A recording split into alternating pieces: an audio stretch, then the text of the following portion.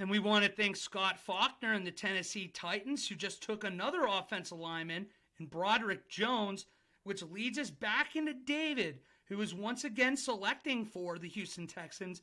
Ironically, David, this is the Cleveland Browns' former pick for that Deshaun Watson deal, so it seems perfectly fitting that it is you selecting here. Oh, how so the with that being said, turntables. how the turntables is absolutely correct. So, David, pick number 12. What are you doing?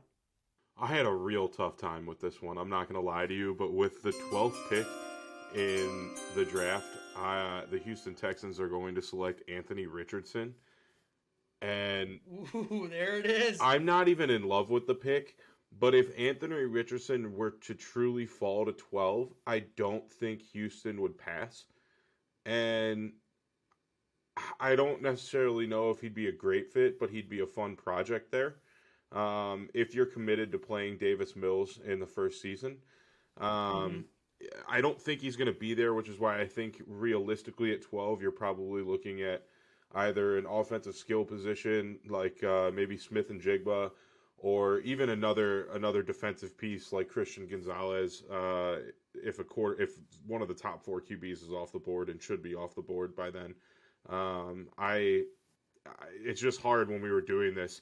Nobody selected, and I'm like, there's just no way they're going to pass on it if he's there. That was going to be my first question, which you answered is, who would they pick? Because if someone comes up and trades up to snag Anthony Richardson, this completely changes it. But I'm going to ask a different question here. If they do end up taking Anthony Richardson, what is this looking like?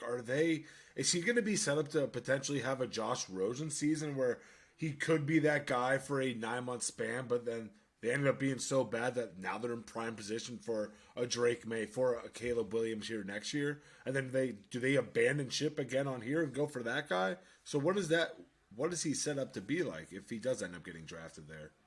I couldn't tell you, but again, I think in my opinion, you'd have to commit to Davis Mills as your starter, and until you're confident Richardson can go play in a game and, not have the accuracy question marks that I have about him going into the NFL. He's got all the athleticism in the world, but maybe he could be Lamar Jackson 2.0. But even, we talk about Lamar every week for the last month. He's not the guy that you really, really want to build around. He's just very good, and, he can't throw the football. So is that what we're getting with Richardson? Who knows?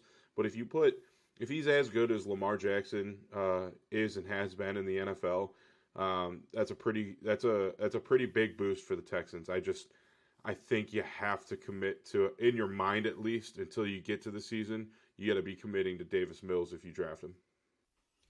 So I got to give you credit, first of all, because this was a bold team to draft for. It's kind of the inverse of what the Bengals are, because there's some teams towards the end of the first, you get that we could do anything. It's best player available. Where the Texans, on the other hand, you look at their depth chart and you're like, oh my God, there's like 8 holes. What do we do here? And I get your point. There's no wide receiver, so you want to take one. But my question instead is, in the event Anthony Richardson is off the board, would you have gone with the guy we can't stop talking about, Will Levis at 12?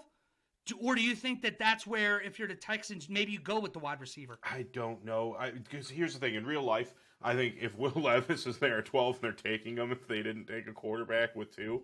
Yeah. So, in real life, yeah, they're probably taking Will Levis at 12.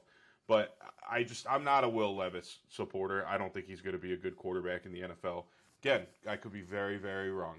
I'm wrong a lot when it comes to the NFL, but I think in real life, it would be better for the Texans to continue drafting defense or put a piece on offense. Best player available.